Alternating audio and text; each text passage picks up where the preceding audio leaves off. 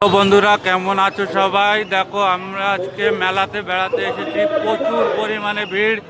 Happy new ইয়ারের উদ্দেশ্যে প্রচুর মানুষের ভিড় লেগেছে।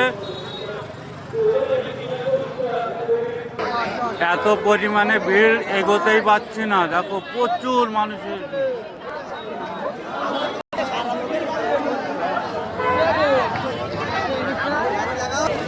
চলো তোমাদেরকে মেলার ভিতরের কিছু মুহূর্ত দেখাবো। সবাই ভিডিওটাকে পারলে সবাইকে একটু শেয়ার করে দিও।